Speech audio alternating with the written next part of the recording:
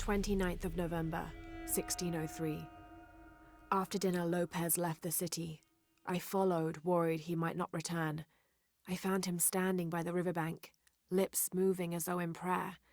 Not wishing to disturb him, I waited. His communion with God must have lasted through the night, and I regret to admit I fell asleep, for the next thing I knew, Lopez stood smiling serenely over me, the morning sun behind him, creating a halo. He helped me to my feet and clasped me in a strong embrace. "Truilos, I know where to find the artifact," he whispered in my ear.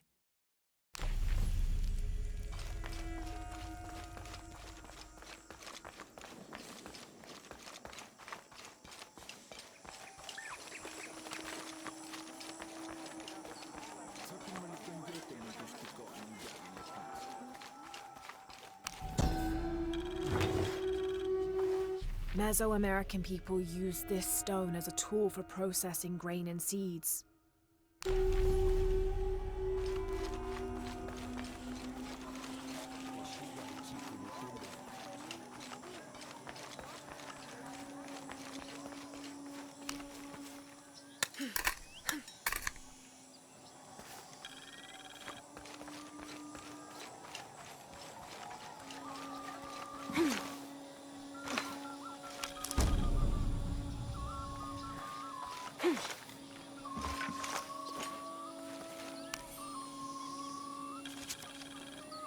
This Spanish document relates one of the many stories of El Dorado, the Golden One. When the first Spanish exploration ships returned home with their holds full of gold, the news spread like wildfire, and the stories got more extravagant with each retelling. Rumors of the Golden City gave birth to countless expeditions to the New World.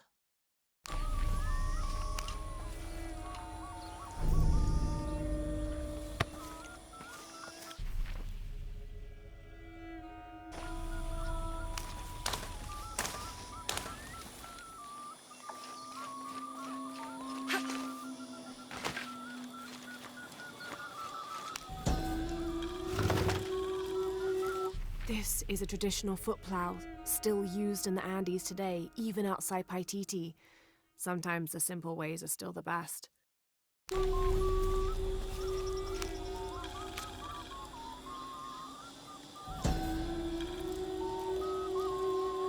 The new methods of agriculture introduced by the cult of Kukulkan have only succeeded in destroying more crops.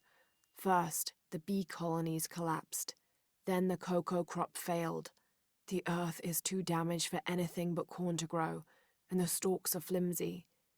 We must take action, or Paititi will suffer a tremendous famine.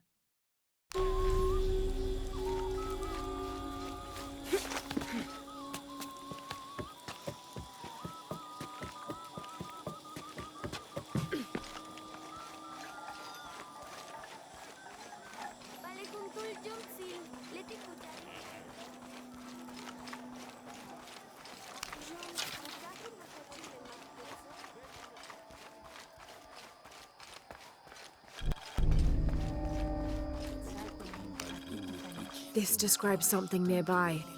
A lone sentry stands guard over me and his harvest.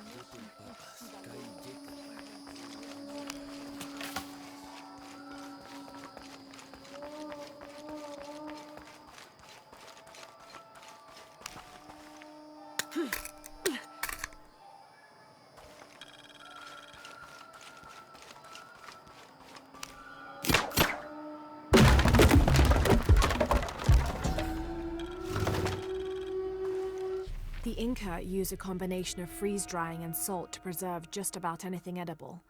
Charqui and chunos are basically meat and potatoes. Delicious.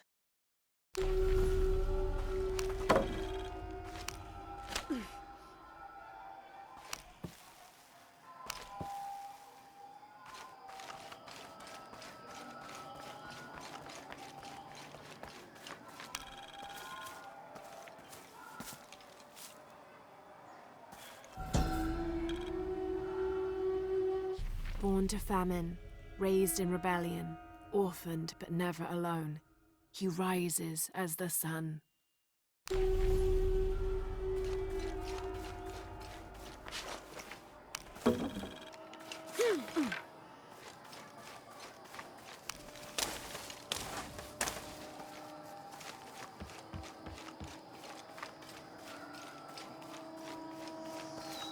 This should come in handy.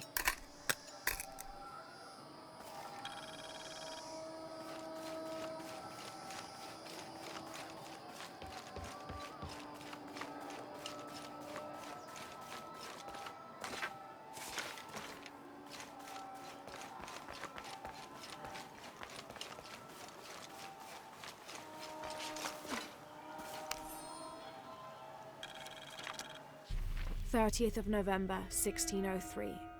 With a local man as a guide, Lopez, the soldiers, and I set out from the city before first light. Just as well, as a terrible flu began to spread through the population. Lopez is convinced his artifact does not lie in the city itself, but somewhere just outside.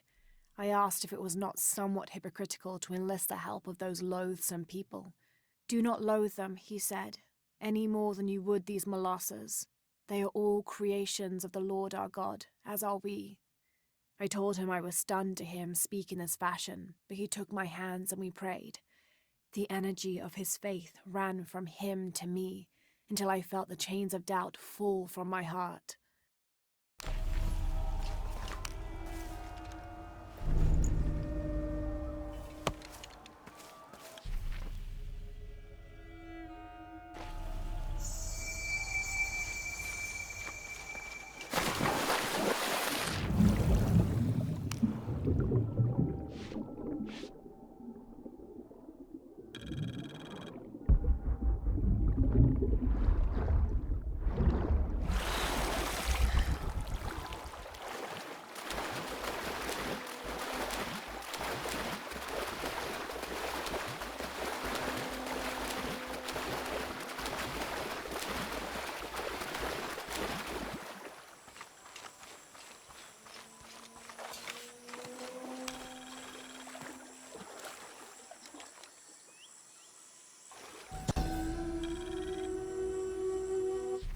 Heavy-breasted woman wearing serpents around her waist. This is Coatlicue, whose name literally means skirt of snakes. She is also called Tetioinen, the mother of the gods. She gave birth to the moon and the stars and had over 400 children, including the sun god Huitzilopochtli, who was also god of war. In addition to being a mother, she's seen as the devourer of all that lives. It's said that she was herself sacrificed to bring about this current age of creation.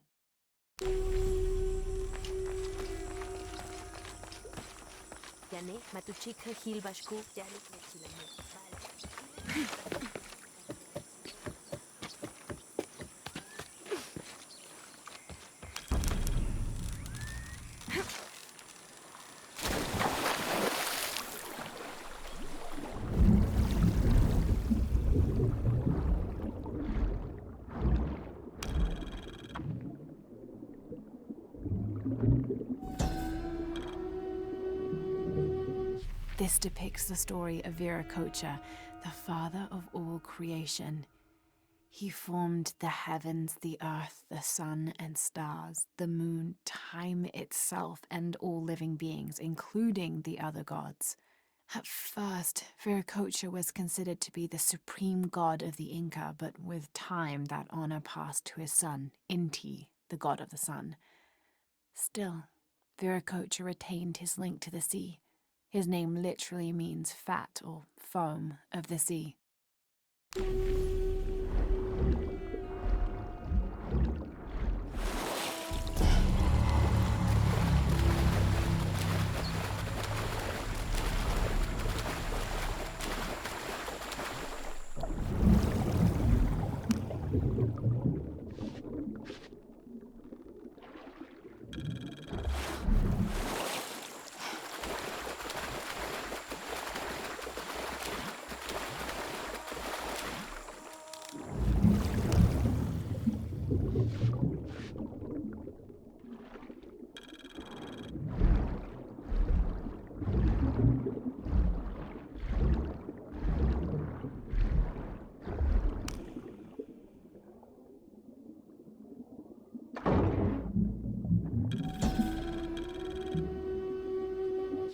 This garishly decorated fire drill appears to be a part of the new fire ceremony, an Aztec celebration of the new year.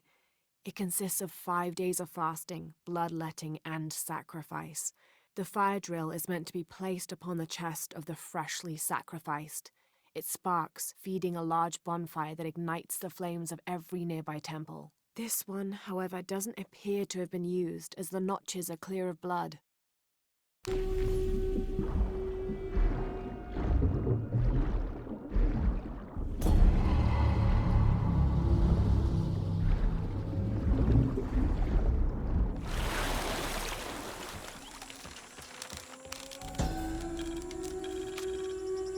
After the long dry season, when the rains finally fell, the rats left their burrows looking for more food.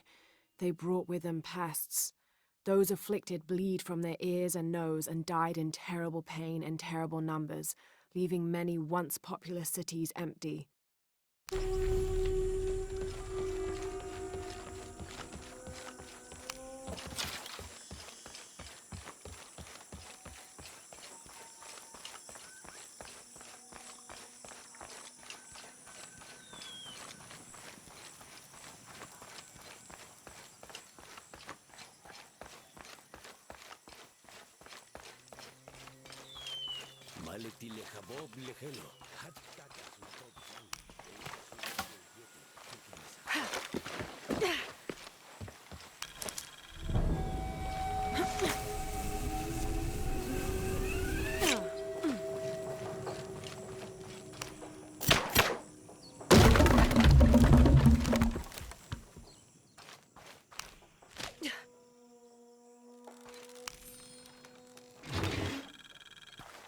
Someone's taken this old walkie-talkie apart.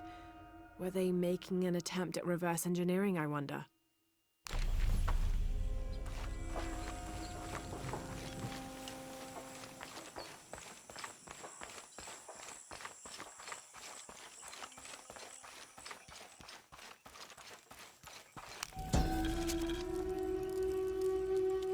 Unuratu approached the throne through the crowd. She walked beside it, but did not sit. "Why do we continue to believe this lie?" she asked the crowd. "Kukulkan controls this city, and I will no longer wear a smile and pretend it is any different. I will not be his puppet, trotted out to wave and smile." The guards cut her off quickly and ushered her away. Then they advanced, with weapons drawn to disperse the crowds.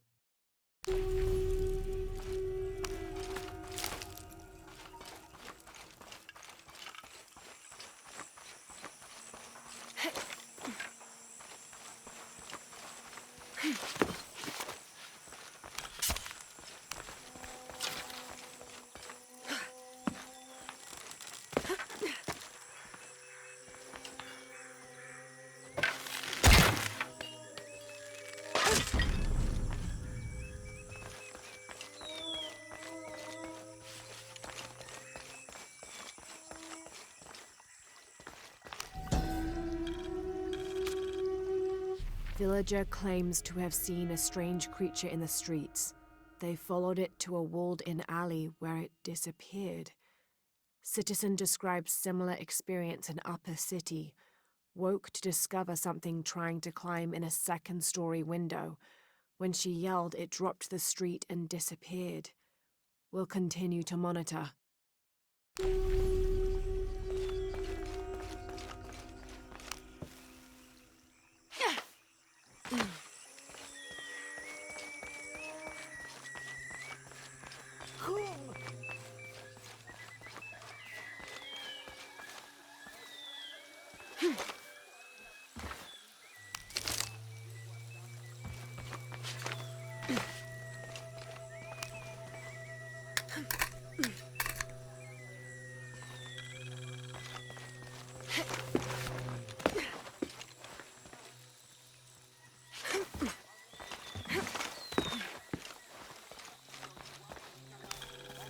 This describes something nearby.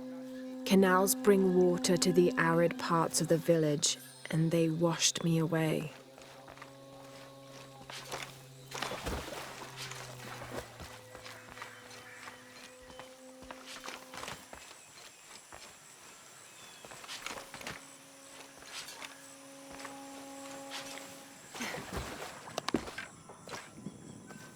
This is great.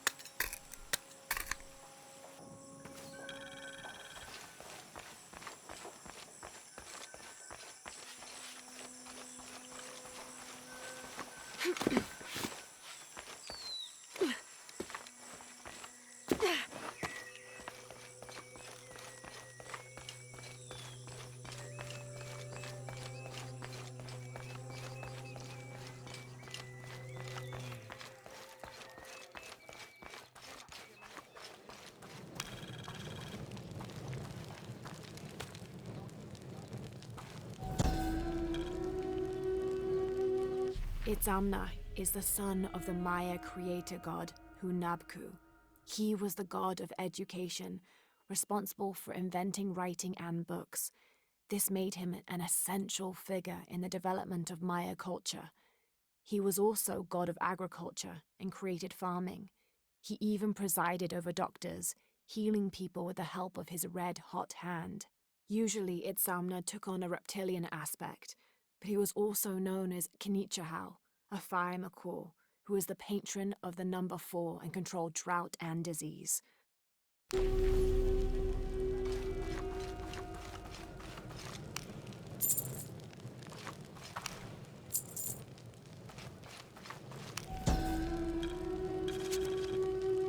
The Paititians made peace with each other and followed Yaskar Yahweh, recently acclaimed as emperor, to a site in the mountains to begin anew, certain they will not make the same mistakes as those before them.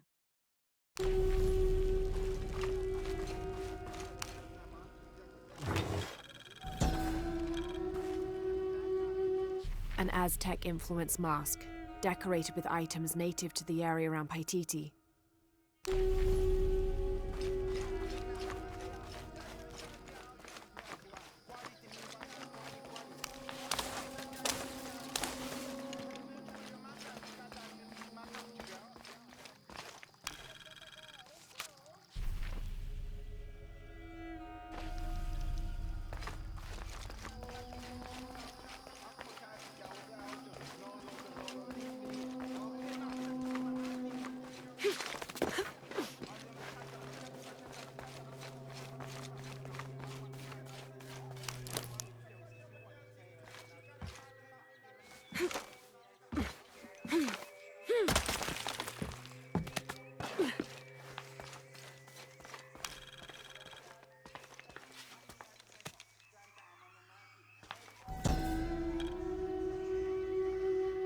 Maya and Inca stood shoulder to shoulder against their brothers on one side, those who wished to retreat and start fresh, and those who wished to expand and conquer neighboring territories.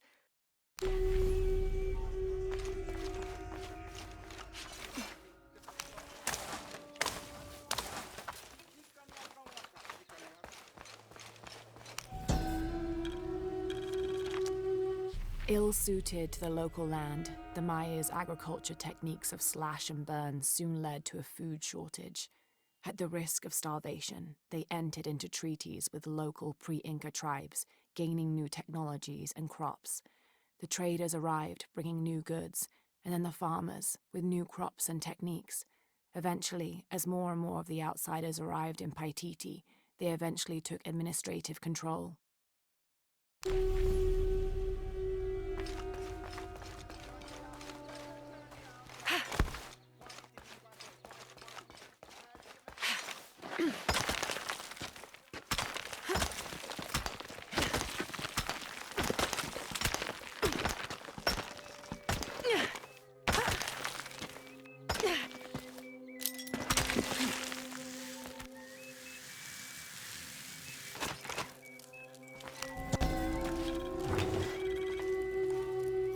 This staff has a jury-rigged flintlock mechanism similar to those from European firearms. The cultist priests must have used this during their ceremonies to awe the crowds.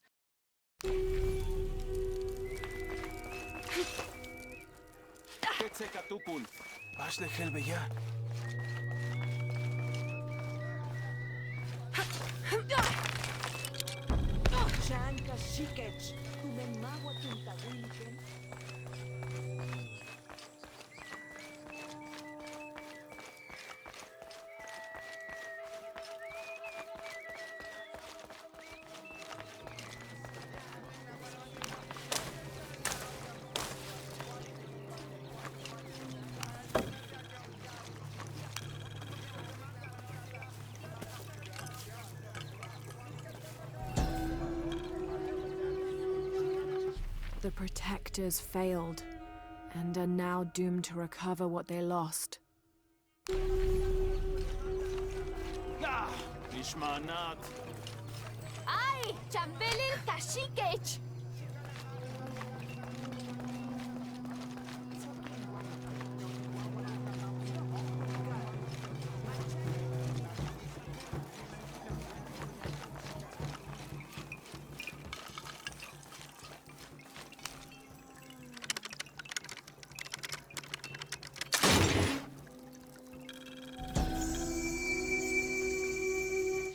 How can these shapes be Incan when they look like airplanes? Oh, I see, they're insects of some sort. Archaeology is a very delicate field of study. You have to put yourself in the mindset of people and cultures who died centuries before you were even born. Humans interpret strange phenomena based on what they already know. If the Inca had seen planes, they might have assumed they were some sort of bird. Given that, these shapes may not be insects after all. Some of them look more like fish.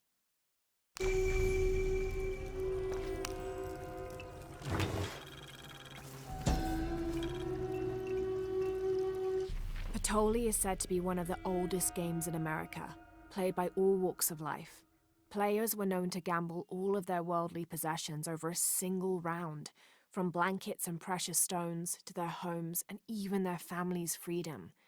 The god of art and games, Makwilshoktol, is considered an active participant in the game, responsible with bestowing offerings upon the winner. So much on the line for a simple game. Some things never do change.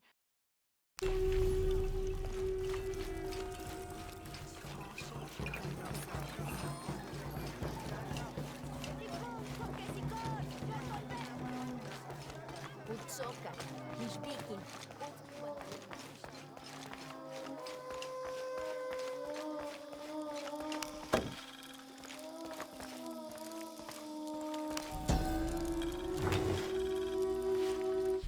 A ceremonial whistle used during human sacrifices. The sound emitted from the skull-shaped instrument has been compared to the tormented screams of the dying and the dead. Its shrill cry is said to clear a path to the underworld for the recently deceased. The death whistle has also been used as an instrument of war, its cry striking fear into the heart of the unknowing enemy.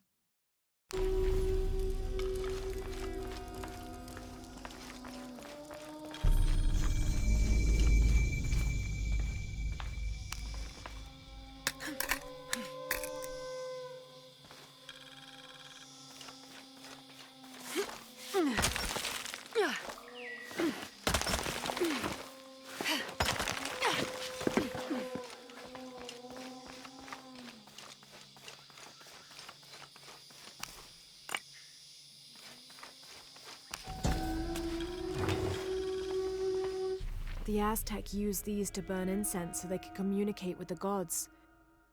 Still smells of copal.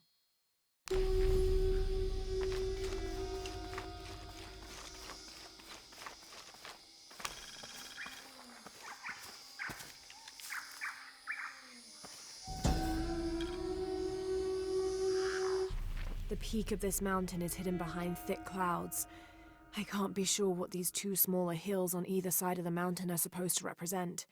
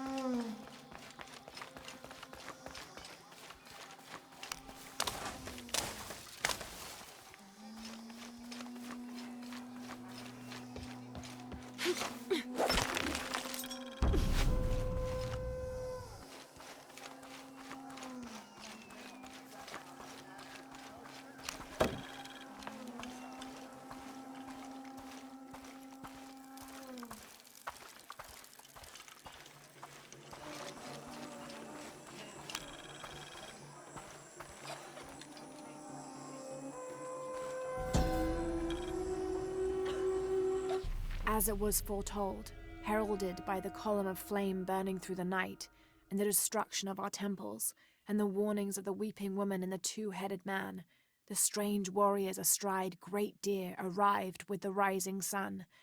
They murdered the weak leaders and claimed the land and the people as their own.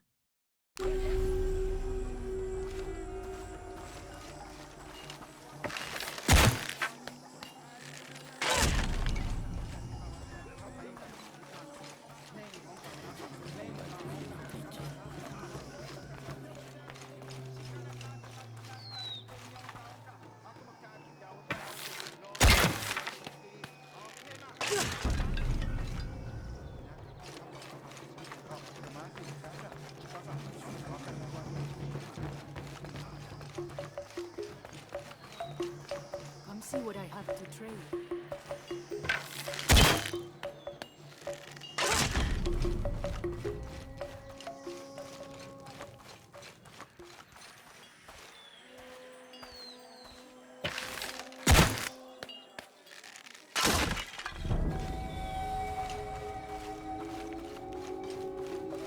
Come see what I have to trade.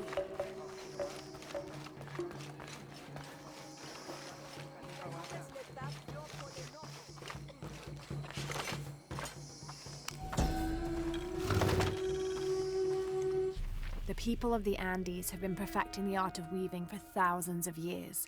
This chuspas is a wonderful example. Woven of llama or alpaca hair and traditionally used to carry cocoa leaves, it clearly highlights the weaver's skill. Beautiful.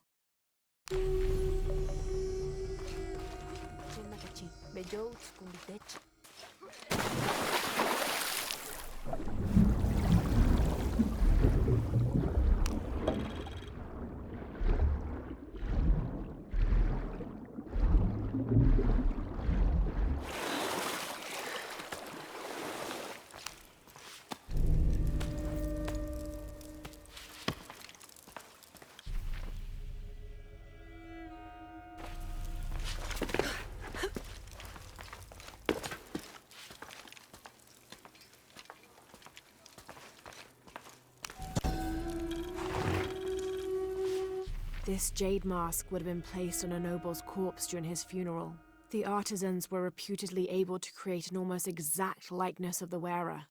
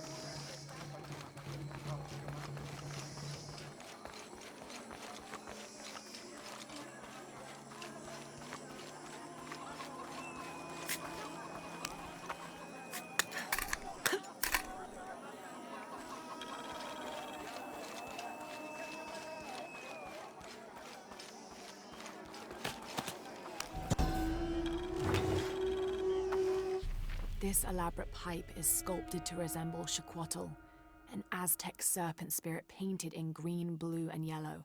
Its sides are decorated with semi-precious stones. The inclusion of jade indicates at least a measure of Maya influence. The bowl still reeks of burnt roots and smoke, not an entirely unpleasant aroma.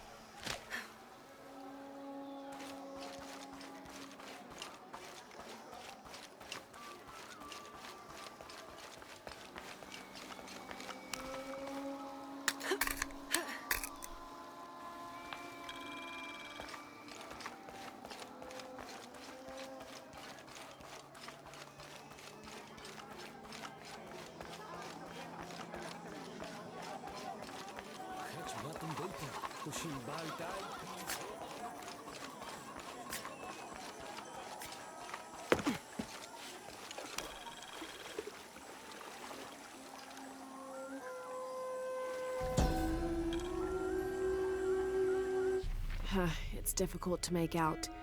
People settled between two rivers. They weren't alone.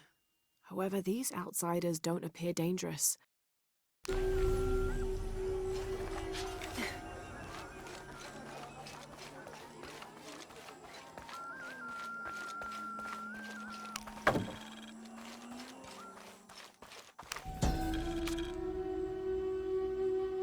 Amaru returned for his brother's funeral, inconsolable during the burial and immovable after.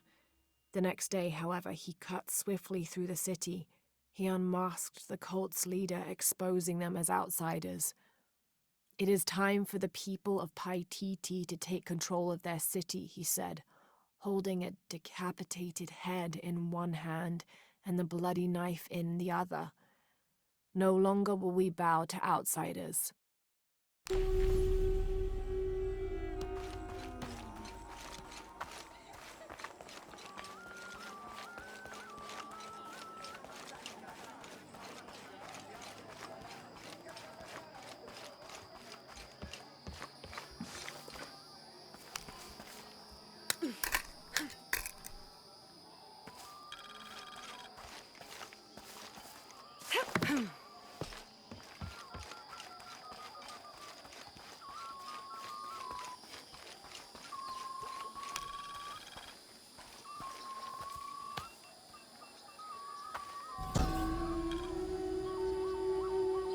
The pilgrimage came to a fork of two rivers and decided to settle.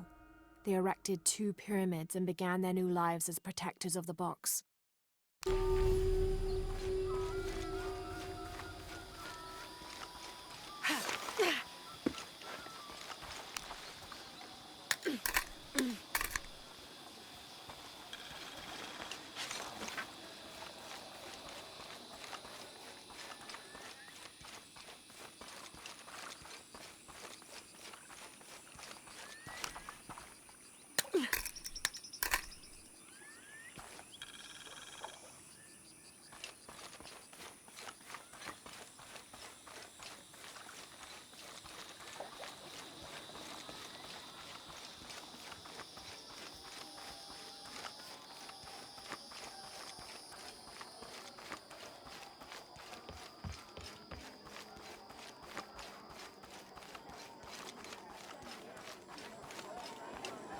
Beautiful.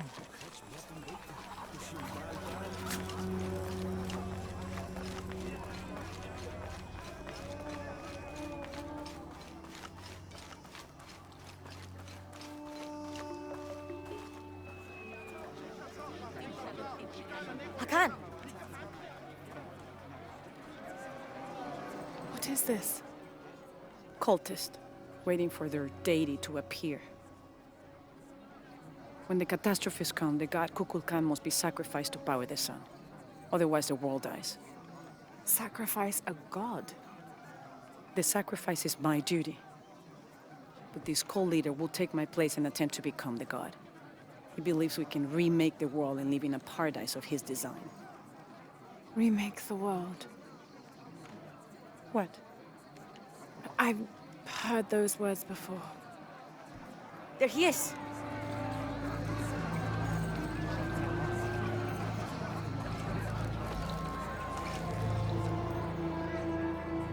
I know him. That's Dr. Mingus. Behold! The instrument of our unity and salvation! Soon, our dreams of peace and safety will be realized! They already call him Kukulkan, but his real name is Amaru.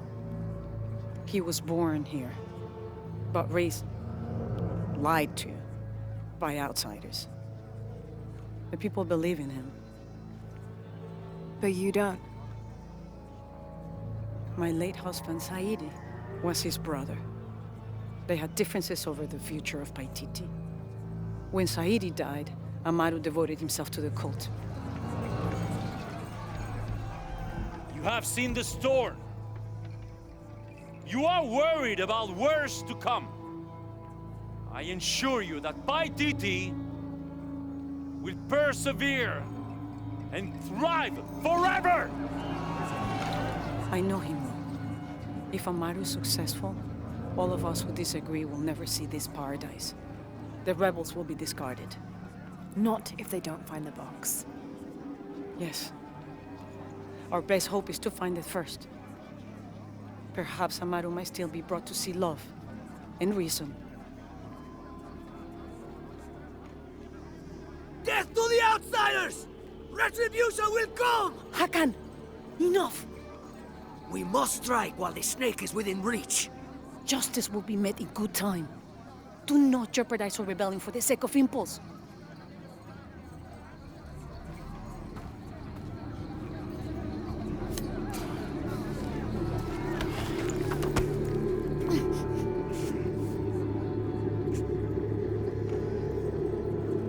Edsley, go scout ahead. We'll meet you at the edge of the mountain. Last warning. Go.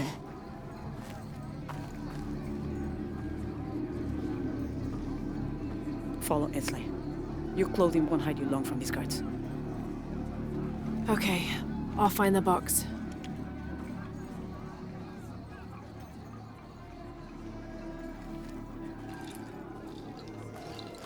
You've been warned to keep the peace. I was just out for a pleasant stroll with my son.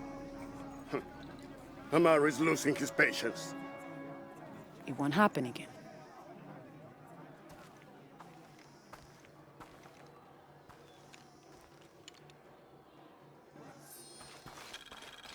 Jonah, can you answer? Yeah, me and Ucha set up camp. Everything's okay. Dominguez is here. He's the leader of the cult of Kukulkan. That's what Unuratu's rebels are fighting. What? He's been here for years. Trinity controls Paititi. Whoa. I'm going to the Eye of the Serpent. We have to get the box before the next cataclysm hits.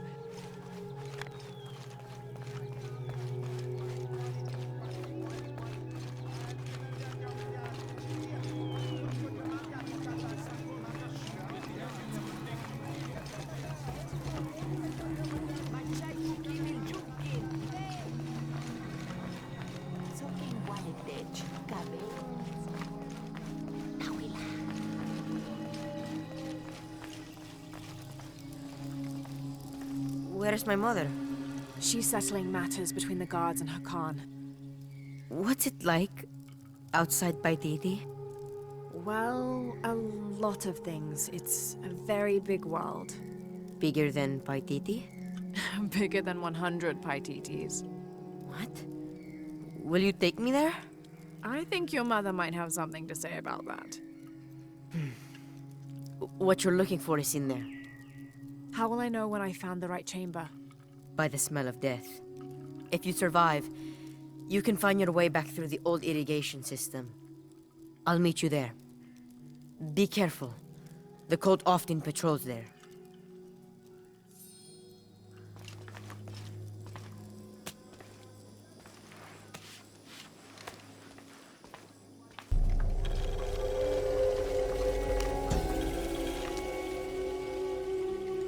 The surging population and lack of civil planning caused the settlement many problems. Farmers clear-cut jungle to use the fertile riverbanks for their crops, resulting in a devastating flood in the first heavy rains. Overhunting forced hunters to travel ever further to find game. Several groups, each vying for a controlling interest in the settlement, debated often fiercely on the best manner of solving these problems.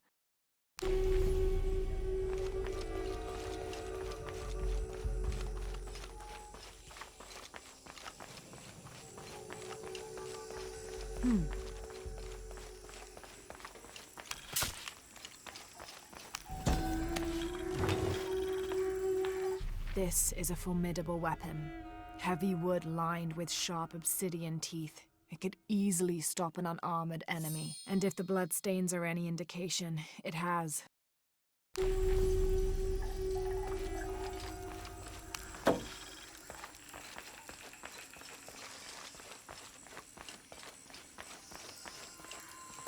All right.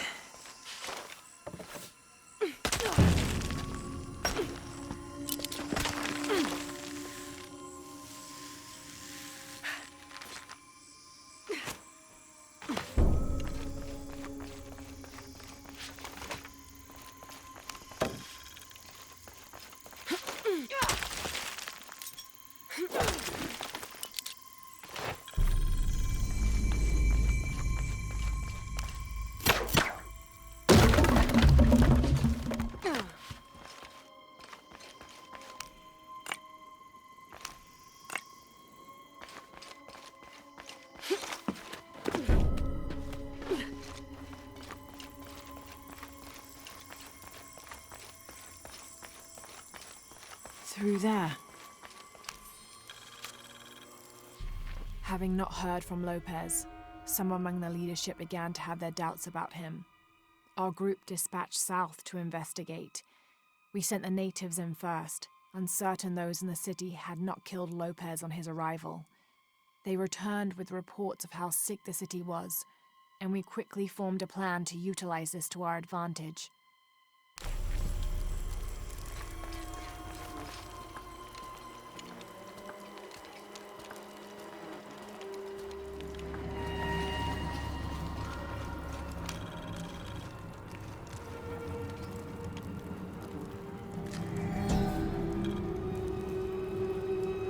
This seems to represent Unuratu leading a group in rebellion.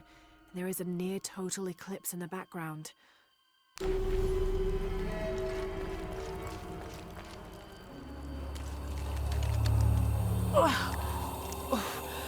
smell. This must be the place Etzli mentioned.